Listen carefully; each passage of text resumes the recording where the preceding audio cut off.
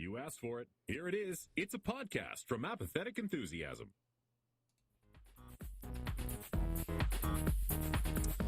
In this episode, Brandon and Travis reflect on the week that was last week. It's Apathetic Enthusiasm. Hi, Brandon. Killer job fading that music out. You really look like you were focusing on it this time. Yeah, no, I was totally. Did it not look like I was focusing on fading out the music? No, you did. You looked like you really were. That's That's why I said it. I'm a genuine person, Brandon. I wouldn't blow smoke or anything of the nature. Yeah, no, I know, because you've never smoked in your life. True. Factual yep. Of anything. Not a cigarette, not a cigar, not any wacky tobacco. That's what the kids are calling it now, right? At the dispensaries, they go, can I get any wacky tobacco? You got any of that? Not a brisket? Not ribs? Oh, I have used an electric smoker to smoke meats. But I never inhaled. I never inhaled. Anytime you smoked any meat, you used a gas mask. You're like, no, right. I will not inhale. I promise. Gotta keep these lungs pure. You know what they say. Welcome everybody to Apathetic Enthusiasm, the show where Brandon and we chat. If you wanted to know what it was like to have a good friend that you've known for over 15, almost 20 years, and you only really talk to him once a week, and then you share that conversation with the internet, welcome to Apathetic Enthusiasm. Yeah, this is the place for you. For a second there, what I thought you were doing, Travis, was about to call me out for missing an important date. No. If you've ever had a friend that you've had for 15 to 20 years and just completely leaves you hanging at a bus stop in Topeka, Kansas, when they said they would be there 26 years ago, they committed to it. This is the podcast for you. This is Apathetic Enthusiasm, where we talk about stuff. And I couldn't imagine somebody I would rather be with right now than you, Travis, talking about stuff. Yeah. Not your family, not your best friend, Matt Sizemore. No. Not your work friends. Nope. No. What if people wanted to talk with us about stuff that they hear on this show, where can they reach us? Leave us a voice note in my Facebook messages. That's a Swivel Boys. Swivel Boys. We do have one voice note preloaded in the can, ready for our episode. Real talk. Are you doing me right now? I'm not even doing you. I have it. I haven't listened to it though. I'm keeping it fresh for the pod. But if you want to contact us, you can follow us on Facebook, facebook.com/Apathetic Enthusiasm Show. You can send us emails, apatheticenthusiasmshow@gmail.com. Mm-hmm. Instagram, apathetic_enthusiasm. Or go to our website, apatheticenthusiasm.com. You can also watch video versions of this podcast, see which one is which, over at youtube.com/apatheticenthusiasm. And then finally, support all of our podcasts at patreon.com/apatheticenthusiasm. I'm going to say 3 out of the 6 ways that I just rattled off for you to get in touch with us allow you to send us voice notes. If you follow us on Facebook, you could send us an email voice note, or you could probably go to Instagram and try to send us a DM and maybe we'll accept it. But I think all of those are ways you could send us voice notes. So if you want to send us a voice note, we'll play it. Probably. Yeah. The bar is very low on this podcast, guys. We'll probably do it. So if you want to be part of the show, shoot us a voice note, ask us a question, be part of the program. Let us know what you want us to talk about, and we will do it. Yeah. Tell us what you want to talk about. If you send us a voice message, I'll tell you what, I will make this guarantee right now. Ooh, if you this is a Brandon Cruz guarantee. If you send us a voice memo, we will talk about whatever it is that you you say to us, right? We'll play it on the air. We will bleep it out because I'm assuming most of you are racists and and murderers. Why is that the assumption that you make out of the people that listen to this podcast? Because people who are racists and murderers, they love listening to like things outside their box, right? Oh, okay. Yeah. Yeah. Yeah, that tracks. They're like, we want to be heard. So if you are a racist and a murderer, hit us up. Hit us up on the social links. We should restart our X account, and we will tell you why you are wrong. Okay. I like the turn on that. It took a minute to get there, but I'm glad it got there. Maybe we can convince you to turn a new leaf and respect all of humanity instead of the one piece of humanity that would be fascinating if after like 15 years of podcasting or however long we've been doing this, Apathetic Enthusiasm suddenly becomes where we just talk down like racists and fascists, and we're just like, it just became a platform where we just like individually, one by one, start changing people's minds about their fundamental beliefs. I'm here for it. Hit us up in the comments. Let us know. It's such a beautiful long game. Like the long game that neither of us actually intended until this episode.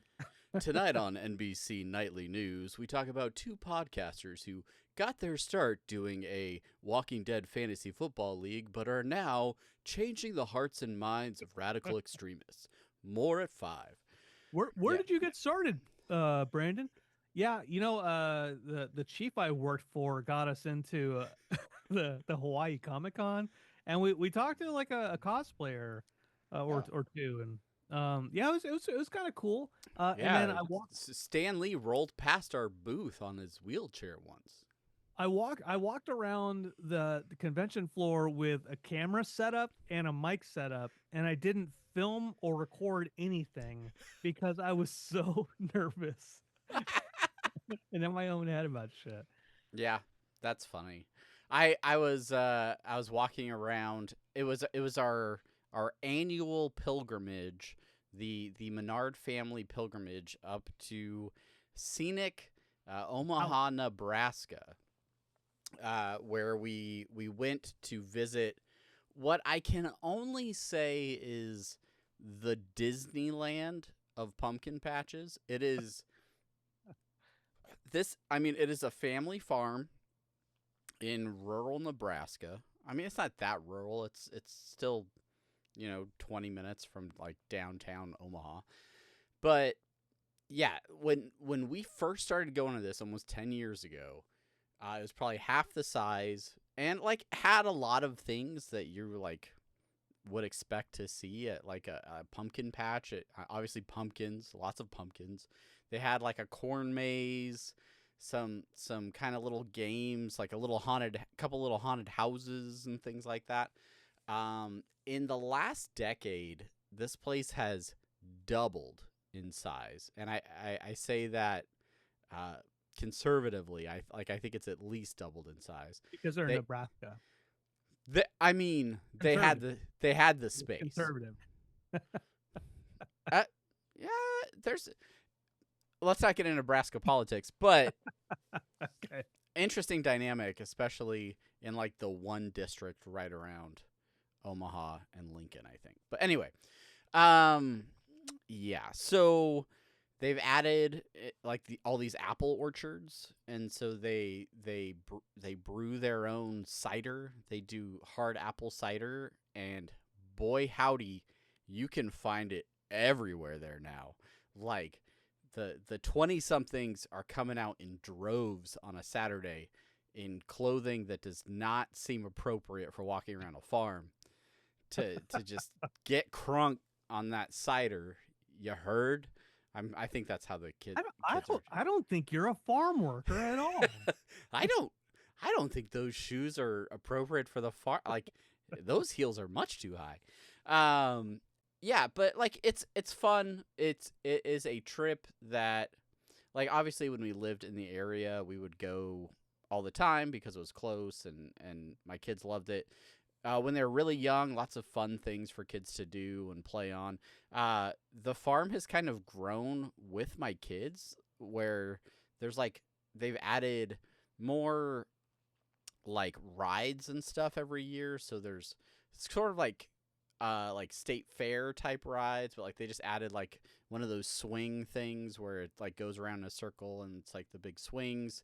They've added like a carousel, some like little cars you can drive around. Like, but it's they're definitely taking all of this money, and they've got to be making crazy amounts of money, and just putting it back into the farm to like reinvest it. And so, we drive the 6.5 hours. We spend a weekend in Nebraska.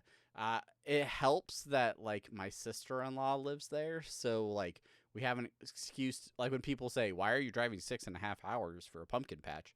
Like, oh well, you know, we got family there too, so you know that makes sense. But we lived there for a significant period of my kids' childhood, so there's like a little bit of nostalgia, a little bit of like go and check out the old haunts, go to some restaurants, some places that Haunts. yeah the haunts, go have the best ice cream that I've ever had. That's worth the 6-hour drive alone. But yeah, so like that's what we did this weekend, and it was really cool because you know eagle-eared listeners know my kid's been kind of sick over the last year or so, and we haven't gotten to go do like a lot of trips or anything. So this was like a safe, reasonably distanced trip that fell right in the perfect time during her treatment to where she was feeling pretty good. We could get up there and get back in a weekend. And it's just really, really awesome that we got to do that. So, Yeah, that's cool. yeah, it was fun. What I would say is, you know, 6.5 hours for a family tradition type of thing, like that's not too bad, right? You get to spend time with your family, all your kids, your wonderful wife Sheena, and like that's good, right? Like Yeah. I go to New Mexico, to Miami, New Mexico. There are no rides. There are. There's no cider. I might end up digging another shitter hole. And Nobody's pumping out hot apple cider donuts. no, Like, no. If anything, my dad and my uncle stay up till 6 in the morning drinking and getting into their arguments about lingering resentments, and I go to bed at like 1 in the morning, and I wake up and everyone, and then I get woken up. You know, like the interesting thing that, is they both end up smelling like campfires. yeah. That's the weird thing. And that takes me 16 hours to get to. So, you know, like 6.5 hours is not too bad, Travis. Yeah. It really, it's so cool that you get to do that you guys have something like that. It's really fantastic. It's the first time that we saw Rick and Morty, I think, was at the They do. I've probably do they talked still about have this. They still have the legally safe ripoff of Rick and Morty at the one of the farm adventure rides or whatever is there's a guy driving a tractor that has like a train of these probably like 10 little bucket type cars that you hop into, two people to a bucket, and it just drives you around a little trail, and they just have like little animatronic stations and stuff. Some of them very old, but iconic. Like my family sings songs from these stupid little stops, like when it's not fall, when we're not there, we do that. But they've added little things throughout the years, and one of them is right at the entrance, and on a huge barn facade, it says it's not Doc and Marty, because that's what it's supposed to be. right. But it's like what is it, Rick and Marty? Like, I can't remember what it is. If only I had pictures from literally 2 days ago when I was just there. Here we go. It is Nick and Marty's Mad Farmer Experiment. And this was, they came up with the idea at the height of Pickle Rickism, right? When Pickle Rick was everything. And so there's a little animatronic Marty that's talking on the side and a big old Rick in like a cylinder. And the cylinder spins a few times, and then it's like the cheap like magic trick where one of the times when the cylinder spins, the turntable spins as well, and the full size Rick that's in farmer overalls, by the way, and a lab coat, turns into a pumpkin with Rick's face on it, and he's Pumpkin Nick. Look, I turned myself into a pumpkin. I'm Pumpkin Nick. And then the little Marty's just like, oh, why'd you do that, Nick?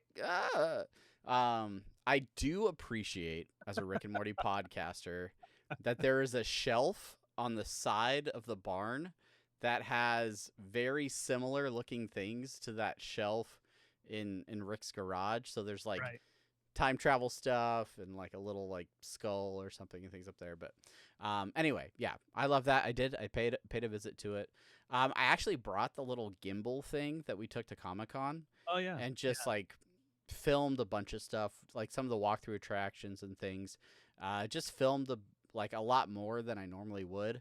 And then on the 6-hour drive back, Sheena drove almost the entire time. So I was sitting there on my phone just like editing video and producing an Instagram reel. Wow. Yeah. What's crazy about that is you know, women don't usually drive, and so you know the fact that she hit us up in the comments. That's right, racist, murderers, and sexist. Misogyny. We got it for you on Apathetic Enthusiasm. I mean, so Sheena and I, we don't really mind driving. When we were first married, she had a manual transmission car, and it was like the only car that we had when we were moving out here for the first time. Mm-hmm. So she drove from like California to Oklahoma the whole way because I didn't know how to drive her car. Like I ended up learning how to drive that like after we got married. And that was the Ford that you had. Ford Focus 05, baby. Yeah, I had it in Hawaii. I had it pretty much the whole time we were in Nebraska. Yeah. So and then finally sold it. Should have kept it with this used car economy. Come on. Am I right? Do you miss driving a manual transmission sometimes? No. Neither do I. Occasionally I neither do I. Yeah, no, it's stupid. That's stupid. Stupid question.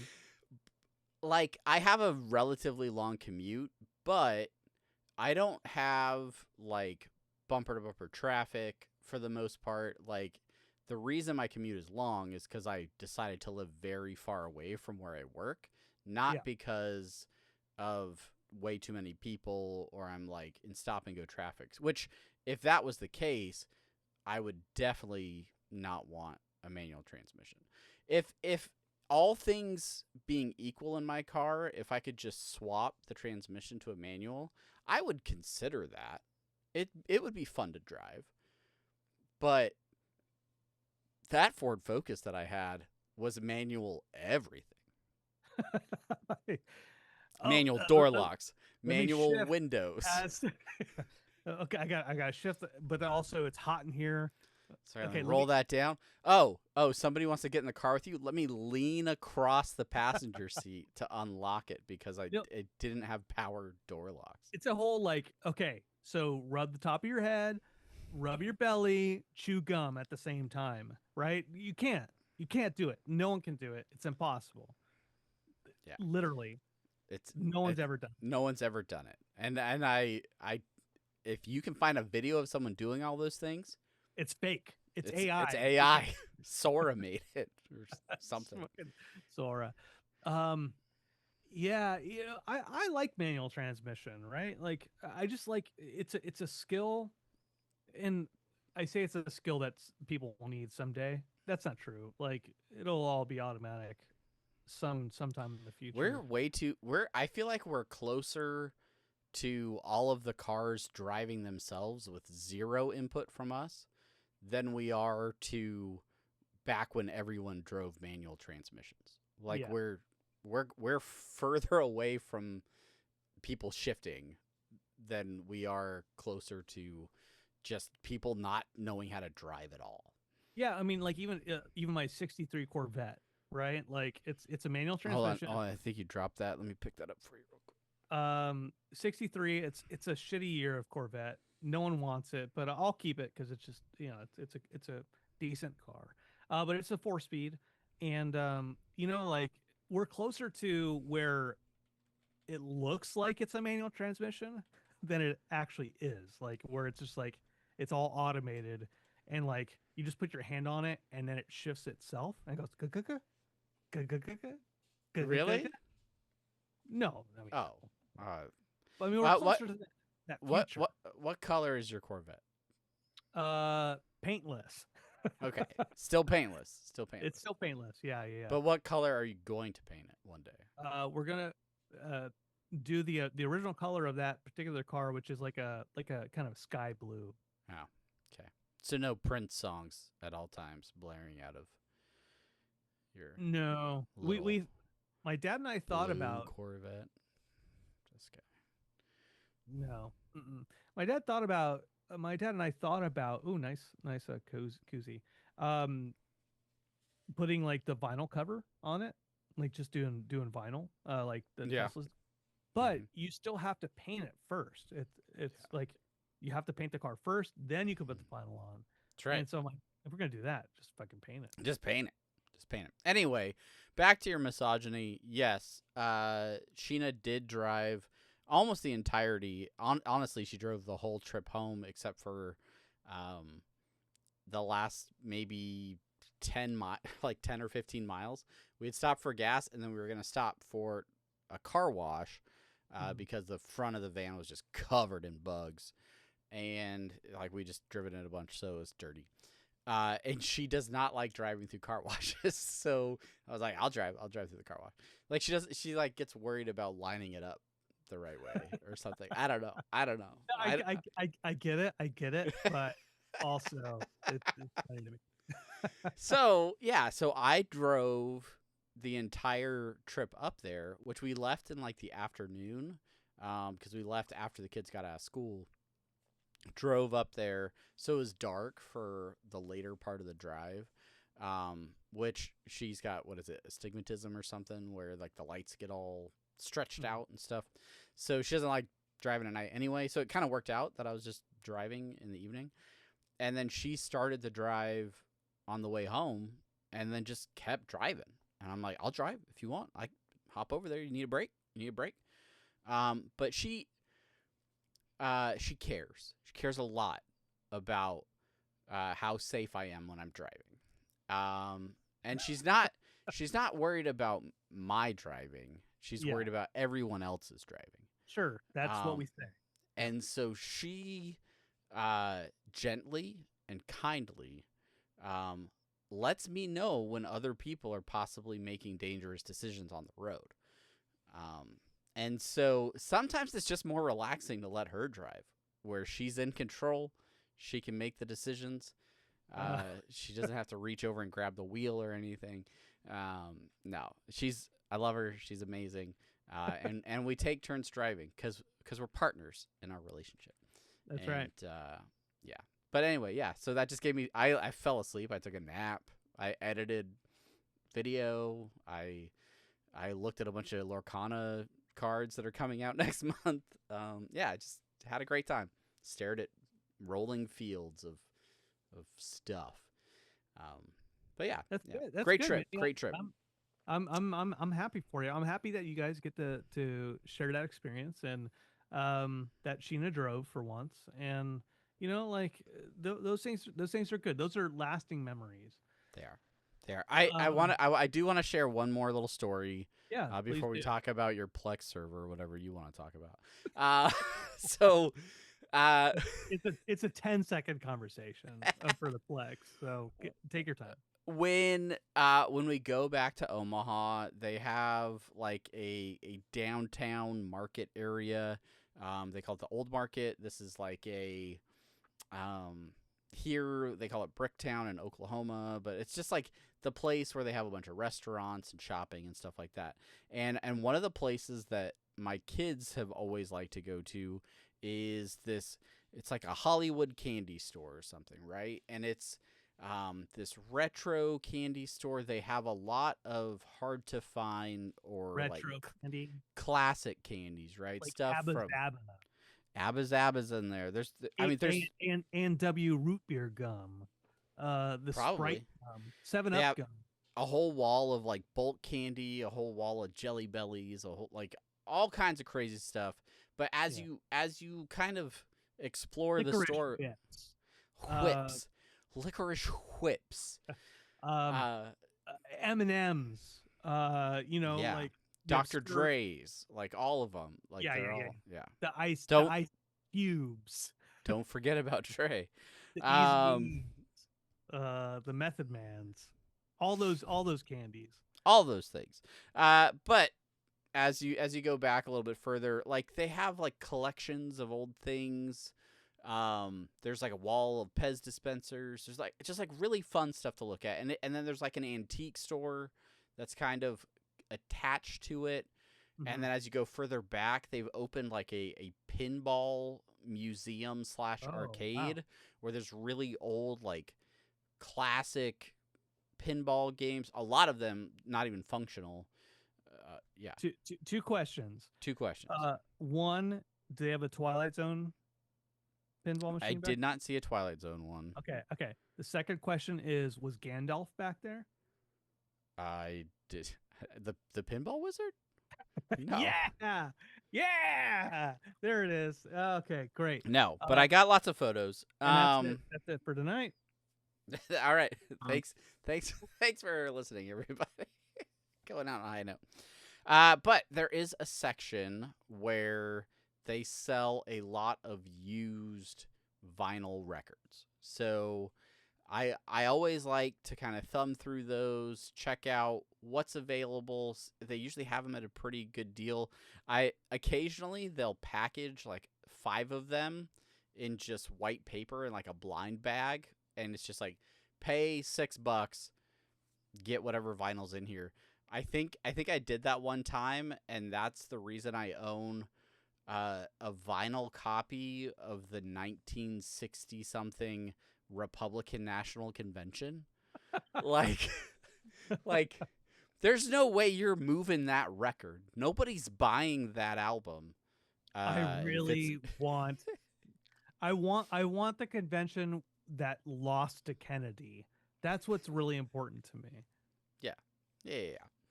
It's so I'm thumbing through records. I'm in the soundtracks. I'm in the holiday music. I'm in the rock, the jazz. I'm in all of it. And people that listen to this, you know, we talk about yacht rock from time to time. We talk about some classic music. We listen to the Yacht Rock XM station when we're going to San Diego Comic-Con. I think, or is it Sirius? I don't know. I don't know what you have in your car. Yeah, it's close enough. Yeah, it's Yacht Rock on Sirius XM. Yeah, that's it. That's the thing. So anyway, I'm thumbing through these records, and I come across a Christopher Cross record. Oh, the really don't care anymore. The green album with the flamingo on the front. Yep. And I'm like, oh wow, like this is great, and it's $4, or no, it was $5, and I was like, all right, sweet. So I pick it up, and as I pick that one up, immediately behind it, another Christopher Cross, the pink one with the big flamingo as the whole cover, and that one was like $7 or something like that. Arthur, he does what he pleases. So Yeah. I pick these up. I like literally am like going to take a picture. I'm like positioning them on my arm so that I can take a picture of both of them to send to you and be like, the message that I'm drafting in my brain is like, look at these sweet records I'm about to buy that I just happened to find here.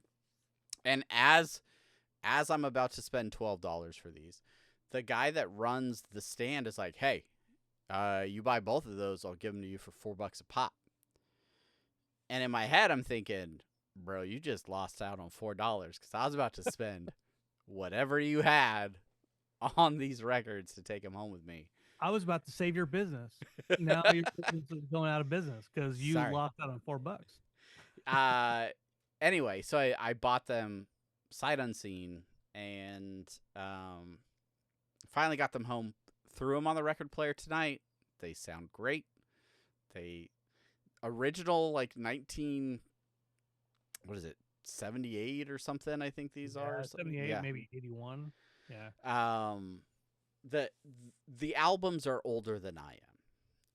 And I don't know how many people go through there and are looking to pick these up, but I was so excited to go home with them. We also bought some random Christmas albums and some other stuff, but always nice to stop in and get some vintage vinyl. Hot tip for you kids that get your record players for, Christmas or whatever. Don't just run over to the Targets and the Walmarts and spend, $35 on Sabrina Carpenter's latest album. Like you gotta go into those thrift shops. You gotta go into those I don't know, secondhand stores. Go to your local Goodwill. I mean, people just sell that shit left and right. Where you're like, oh, look, here's Bill Cosby's comedy record. Like, oh, I want to really check this out. I've heard a lot about him.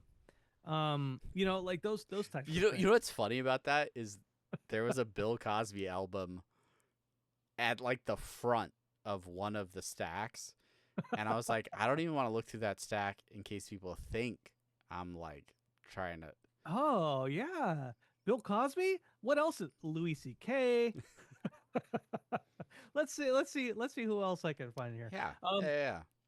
So yeah, no, like records are so cool. Like whenever I come across a record that I'm like, oh my gosh, yes, I want that. I try to pick it up. Slightly related. I don't have one of these. I have a record player. I've got a cassette player somewhere. I've got, CD players all over the place nowadays because I'm burning all my DVDs, ripping them. But a handful of years ago, my aunt died. We don't need to go into that. R.I.P. But she died. My condolences. What she left was this kind of case, a legacy that can't be denied. Our video listeners, you'll see Brandon holding some kind of case, an old dusty case. A whole dusty case. Is that rattlesnake leather? Inside this case are 8-track tapes, and let's see. There's not a whole lot of goodness in here. Wait. As you go through these, you don't happen to have a copy of the Republican National Convention in there, do you? Oh my gosh, that's the second one here. Here's the Grease soundtrack. We've got Chicago. Grease is the word? Yeah, the word. Let's see, top hits of the 50s. Oh, so many good 8-track tapes here. Heat Wave, Too Hot to Handle. Oh, just so good. The Osmonds Live. Anyways, shout out to my Aunt Loretta, who's dead. Yeah, shout out Aunt Loretta. What are you gonna do with those things? I don't. Probably nothing. I'll probably. So, what people don't see on the screen is I have a shrine to death over on just outside of you, like the Grim Reaper. Kind of, yeah. But how it's like all the people who I care about that have passed away. I have like little. Is this an ofrenda? Part of your Mexican heritage? I'm not Mexican. Don't tell my grandma; she'll beat your ass. Is this the really white guy on the podcast pulling the word ofrenda before you could land on it? Yeah, that's exactly what it is. So, and everybody knows it's because he watches the movie Coco, and for no other reasons. But I have, that's exactly what it is. I've got.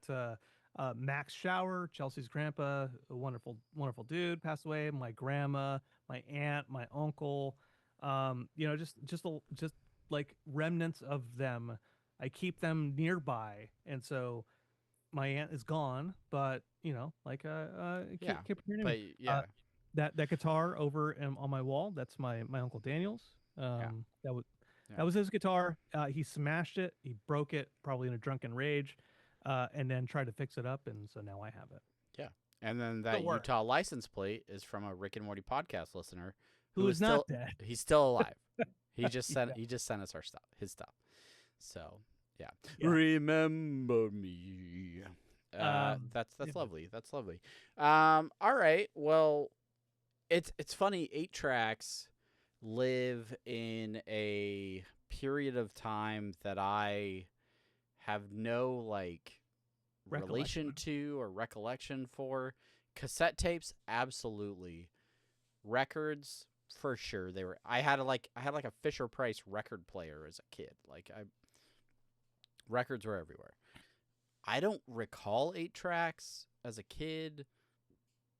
Maybe somebody had some. I really don't remember them much at all. So Eight Yeah. tracks are the laser discs of the 70s, right? sure, yeah. You know, like Yeah. it was a technology that existed. I think people said that 8 tracks were superior to cassette. the HD DVD of its time. Yeah, and then Blu-ray, aka Yeah. cassette, took over. Ugh. Um, Ugh. so Do you know that Taylor Swift released a cassette tape version of The Life of a Showgirl when she released her new album? No, nor did I care. But also, But isn't that insane? I have the cassette of Rick and Morty soundtrack. Gosh, just seeing that makes me think of being I don't know, 10 years old, and just I don't know. Well, I think I was still rocking. Yeah, I was definitely rocking cassette tapes when I was 10. what was the first cassette tape you remember buying or getting? That is not fair because technically the oldest interaction I recall having with a cassette tape was with my Teddy Ruxpin doll.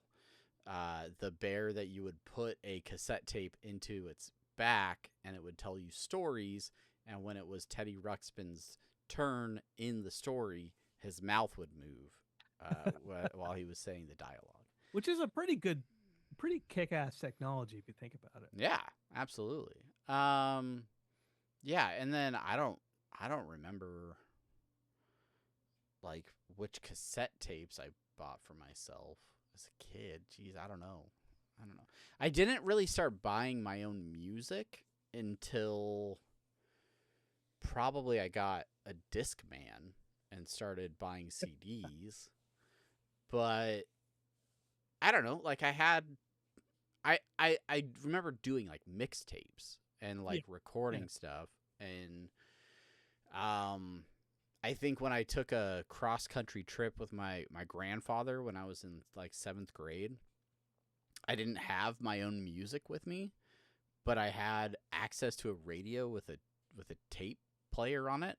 So I would just listen to local stations. I would find the rock station or whatever wherever I was across the country, and then when I would find a song I like, hit record, and then I just built this mixtape with the first 5 seconds of every song missing, right? Because I'm just oh, that's a good one, click. And then I would just build this, compilation over the course of the trip, where I just have Wonderwall and whatever other songs. I was oh, I know this one. Yeah, let's listen to this one. You know, talk about bridging technology and still do it to some extent. Where you're moving away from where cassette decks in cars were not the standard. You have a cassette deck. Woo! Hey, you're fancy, man. You're fancy. But then eventually CD players started coming out, and you're now I have no way to play a CD in the car. I want to play CDs in the car, but I don't. So then they had this technology bridge of the cassette tape that went into the cassette deck, but then the cord came from the CD player. It was plugged into the jack, right? We were I want to play this. All right, get your adapter out. we're gonna play some. Yeah. Some it's weird to think about that of yeah, this is a transitionary period where Wait, all you these don't. cars have cassette decks. Your car doesn't have a CD player in it? Oh no, no, no. I have a 5 CD shuffler. It's just in the trunk. So if we want to switch out one of the 5 CDs, I got to go open the trunk and Pull over. Pull over. Yeah. Let me get my CD sleeves out. All right. What do you want to We talk about distracted driving now, but like pulling a CD sleeve from behind your passenger seat and Yeah, thumbing man. through it to try and find the right CD. Well, Yeah, that caused accidents. then you have them on your sun visor too, right? Oh, Like yeah. you're like, okay, yeah, let me pull out the Gorillaz album. Switch that out. I definitely had a Third Eye Blind CD hit me in the face one time when I was trying to block the sun. I think that happened, but yeah, no, it is crazy, and I mean now like we had all that physical media, we had all that just taking up space. I still have tons of I have CDs that I like made off Napster still in this house. I have a giant tub of DVDs that I need to follow in your footsteps and start backing up to, some sort of digital version. But I can't commit to it. It feels like a huge mountain that I just need to take the first step and also spend the money on the NAS, which I haven't It's the done. money. It's the money. It is the part money. It that, is the money. that kills you. Yeah. So head over to patreon.com/apathetic enthusiasm. Let's do the Buy Travis and Naz campaign. If you donate at least $100, we'll invite you to our NAS for a month period of time. Welcome to our Plex server. Yeah. So as far as CDs go, music CDs, I started transferring all music CDs a couple, maybe about 6 months ago. Over like I had a bunch of CDs. I'm like, I don't need to keep all of these anymore, but I want to keep the music. Sure, I can find them on Spotify. I can find them wherever, but like some of them are like, those you burn all these CDs over the years. And for me, like writing music and like even shitty music, I'm like, that's still a phase in my life that I want to save. Yeah. Like and sometimes I look back at those songs, I listen to them and go like, actually that was pretty good. Like, oh shit, that was pretty good, Brandon. Damn it. Why didn't I do anything with this? Because I was embarrassed about it at the time. So doing a lot of that backup and also like there's like family videos and stuff like that. I've got like this Christmas Vacation DVD that Lauren Shower burned for us from 2010. Like I want to save all these types of things. That's the one with Clark Griswold, right? Yes. Yeah. Okay. Yeah. Just check. Hey, let me tell you a little something. Your boss, blah, blah, I don't know. I forget the name. Holy shit. Pass me. Where's the Tylenol? Where's the Tylenol? So we talked about this last week, getting a network attached storage solution up.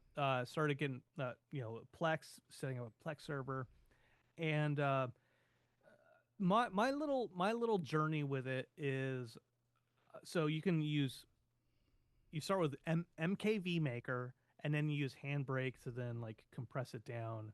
Handbrake is still the way, huh? Yeah. So Dang. here's the thing. I used Handbrake like 10, 15 years ago, I feel like. Yeah. Well, here's the thing, Travis, is there were too many steps there for me. So I got on a ChatGPT and I was like, how can I automate this? And I tried a couple different ways to automate it. And then I was like, you know what? Instead of me futzing around with it, I'll just buy some software to do all this shit for me. And so that's what I did. I bought some, like, I don't know, it was recommended video proc converter or something like that. Yeah. But so now it's just, I pop the DVD in, I make sure that it has subtitles on it, and then I burn it, rip it, and it goes to my NAS. And I go to Plex, and I'm like, sometimes I have to like rematch the title. I'm like, no, this is not Desperado from 1976. This is Desperado from 1995 with Antonio Banderas. And so then they'll fix it and put the art there. And I'm just like, as I'm doing more of it, like systematically, and just every time I come to my computer, I pop another one in, burn it. Then I look at my Plex. I'm like, holy shit! Here's all of these movies that I can't find anywhere else. Like I haven't seen Basket Case, a random horror movie anywhere for watching. I put Cloverfield Lane on there. Just like these random movies. Creep Show, the original Creep Show, not Creep Show 2, like that's on there now. I can watch it anywhere. So I showed Chelsea last night. I'm like, check this out. Look, there they are. Then I'm at work today, and I wasn't trying to watch anything. I was just like, I wonder what it looks like when I go to Plex from my phone at work, right? And I go to Plex. I'm like, holy shit, there's my entire library right there. I can watch all of this stuff. And it's so fucking mind blowing to me. And I know I'm like 20 years late. Yeah. Right? Yeah. Like this isn't a new realization. Like this technology has been around a hot minute. Yeah. It's just so fantastic. And Chelsea's like, I've been trying to get you to do this for a while. Now you're excited about it because you see it. I'm like, yeah, no, because it's a technology aspect of it. Like, yeah. We're both IT guys, but that doesn't mean we do IT normally. Like, I think you've done more IT than I have. Like, you've built computers. Sure. I'm just like, fucking, I'm lazy. Let me go to Best Buy and buy like the shitty, or Walmart. Let me go to Walmart and buy the bargain bin desktop. How many bays did you get on your NAS? It's a 6-bay. Holy. Okay. No, it's a 4-bay. Sorry, but I only bought one hard drive so far because Okay. I want to expand, but I didn't want to. Dude, it's so much. It's not the NAS that's the expensive thing, man. It's the drives. Yeah. So yeah. the drives are like $200-$300 a pop. Yeah. I'm like, I cannot justify that until I know that it actually works. That's fair. I'm looking at some 2-bays online right now, and I'm like, that's a reasonable like entry point maybe for me, like with room to grow. But I didn't think about getting like multiple bays and then just getting like one drive at a time, and then expanding as necessary. Like that would work as well. Because when I started looking at it, I was like, well, I'll just get all the drives right at the start and in the NAS, and let's see what it's look at. And like, $2,000? No. No. And I almost did. I was like, fuck it, let me just do it. And I'm like, no, because if it sucks and I can't figure it out, then I am going to have spent a lot of money on something that I regret. So no, let me start small. And so I went with a Ugreen NAS. It's like I think Synology is a good brand. Ugreen is kind of fairly new or not a super brand name one. Yeah.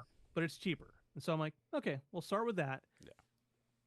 Yeah. If it's good, then maybe I'll upgrade later. And it's just like should I just upgrade it earlier? I don't know.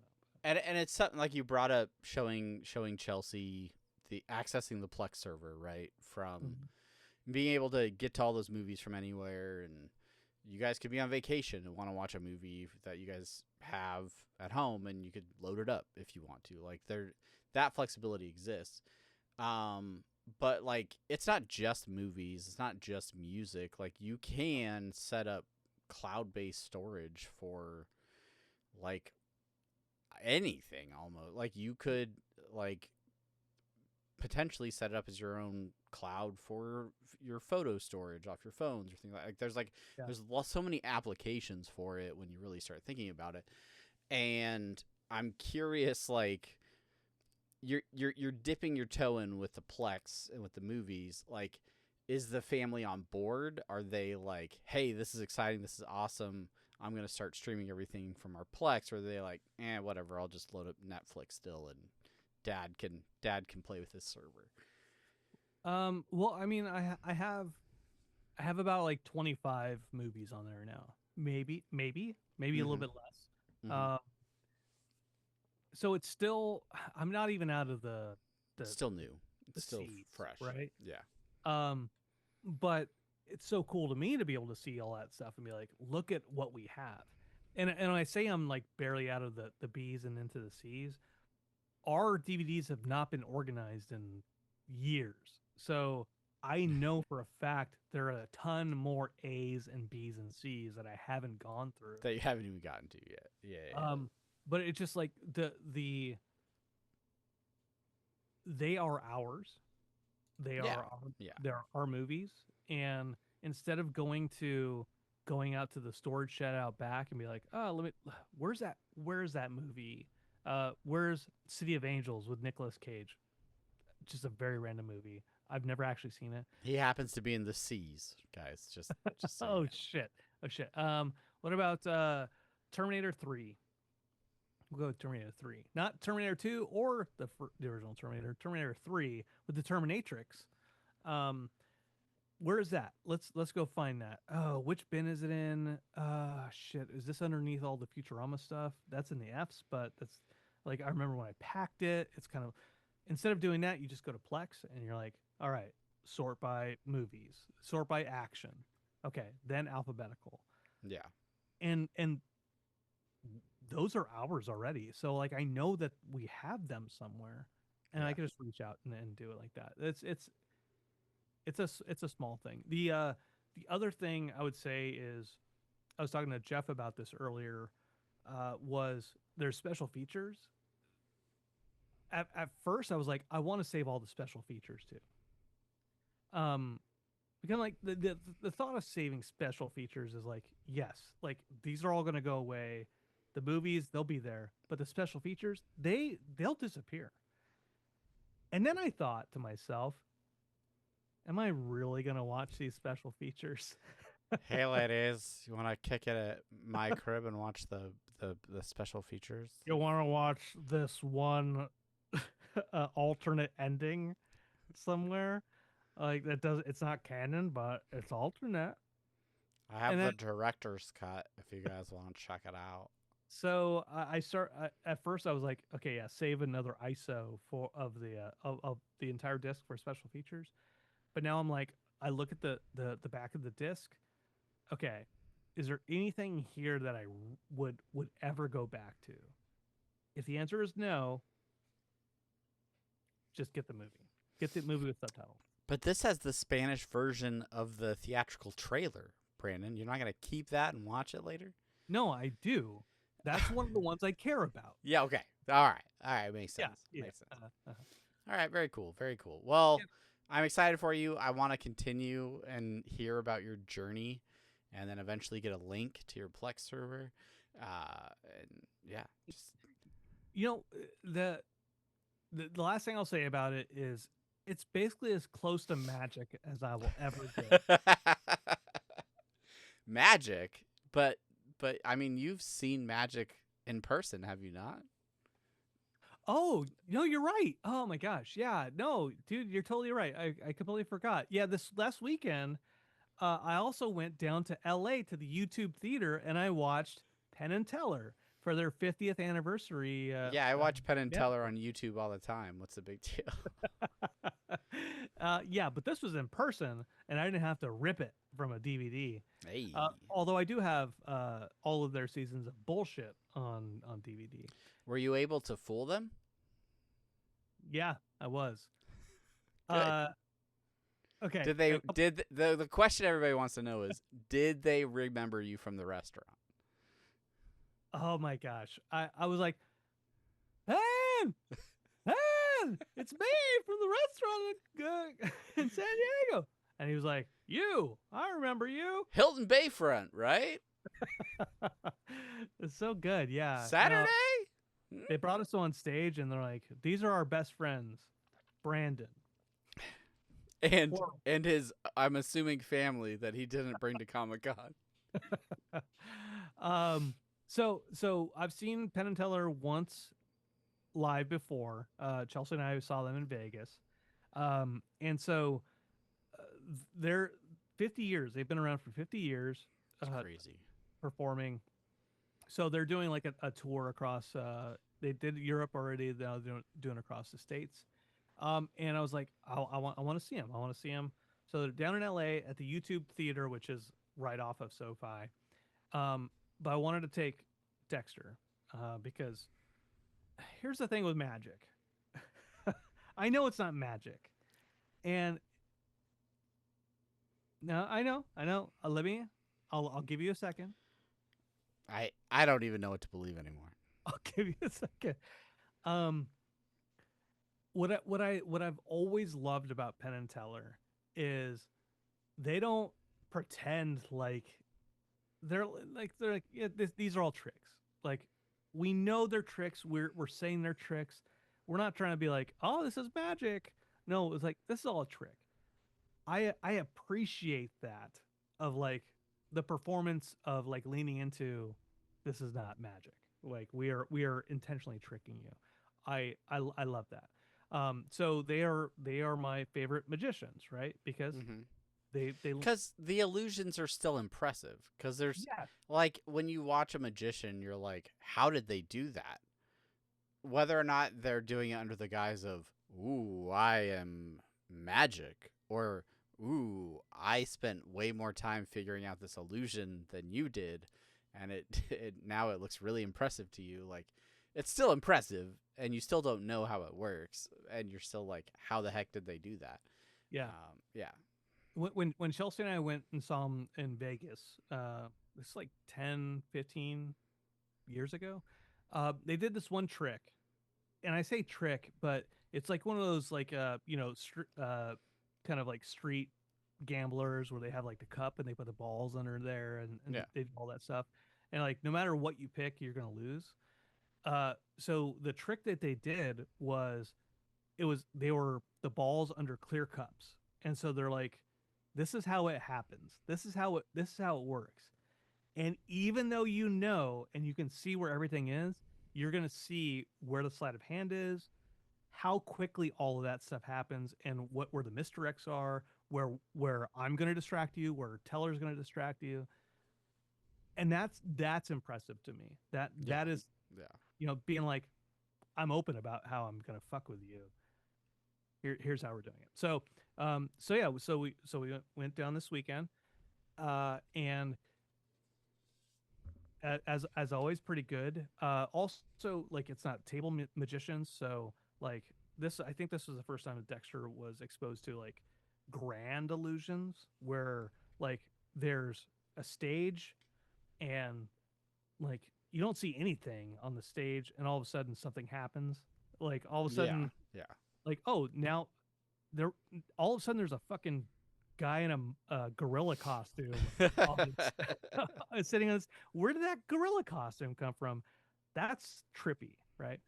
Yeah. So I'm glad he got to see that. It was enjoyable. There was one trick that they did where at the end of it you're like, that wasn't that impressive at all. And then at the end of the show, what they did was, it was like there's so many steps, and they're like, oh, entropy, and they did this, did that, and you're like, that's not impressive. But then at the end of the show, they were showing it in reverse order. They like had it on a big screen, like in rewind, and everything they did in reverse made sense. And like that was really funny. So, anyways, well, I want you to know, Brandon, that magic is real. It's called Magic the Gathering, and it's super expensive. So. Did you just palm that card? I did. Damn. Yeah, that's right. Oh, misdirect. Yeah, you're gonna have to check out the YouTube for that content.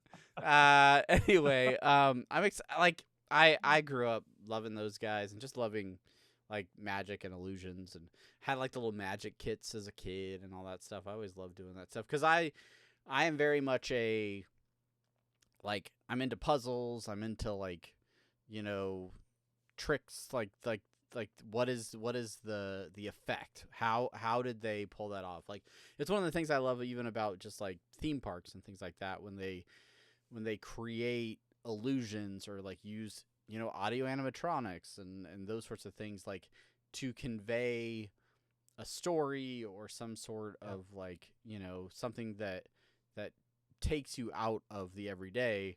Like how do they accomplish that? What goes into that? So that's why I've always really been interested in all that stuff, and so it's cool. Yeah. I'm glad you got to do that and got to take Dexter so that he could see that as well. Yeah. After like the first trick, Chelsea and Dexter were like, "Oh, how do they do that?" I'm like, "Yeah, I don't know. It's That's magic, why I'm Dad. that's why I'm impressed by it because like we went to it's now defunct. It doesn't exist anymore, but Mysterium Dining or something like that. But they dinner magic show, and I'm like, okay, this is I think this is how they're doing it, right? And then Chelsea and Dexter are like, come on, man, don't ruin this for don't ruin the magic for us. Like, Yeah. we want to be tricked by it. We know it's not real, but we want to be tricked by it too. Um, I think the stage shows for me are so impressive because it's not just Penn and Teller up on stage, and they say this kind of at the end of their show. Like there are so many other people helping out with it. It's a 2-man show, but it's a show full of people who are helping out to make sure that trick runs. Yeah. So yeah, I don't know how they did a trick.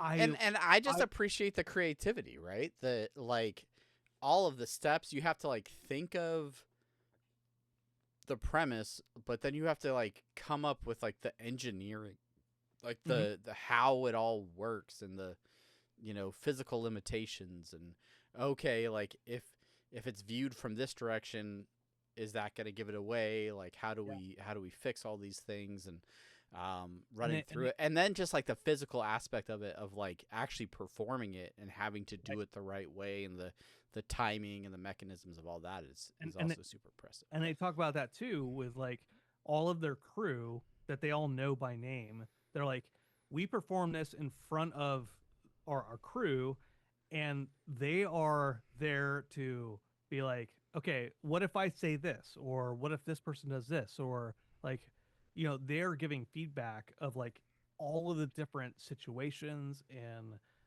variables that might happen during a thing. It's just it is a big deal to put on super production. fascinating. So, And way more work than either of us ever put into this podcast. But with that said, we have completed over an hour of this podcast, and we are very grateful to you for sticking through all of it. Thank you for listening. Send us your voice notes. I was only half joking about those. Go on any social platform of your choosing, and if it allows you to send us a voice note, send us a question. Send us a comment, and maybe we'll add it in an upcoming episode. And if you're new here, like, subscribe, do all the things, rate, review, do you know what to do with podcasts to support them. If you are that type of person, we'd appreciate if you support our show as well. Brandon, last thoughts before we get out of here and go record them Swiffle Boys. Oh, Swiffle Boys, I'm looking forward to that one. No, just well, damn it, I just say no. I don't mean to say no, but it's the first word that comes out of my mouth. I just want to say thank you all for listening. We appreciate you. We appreciate day in and day out. Also, I appreciate that you are my boss and you listen to it without me knowing about it. And I haven't said anything bad about you ever. And also thank you for my bonus. And also, I'm not quitting. I don't have a job interview tomorrow. But if I did, I would turn them down once they give me the money I'm asking for. So anyways, Hassan, thank you for listening. Anyways, everyone else. That seemed oddly specific. Bye, everybody.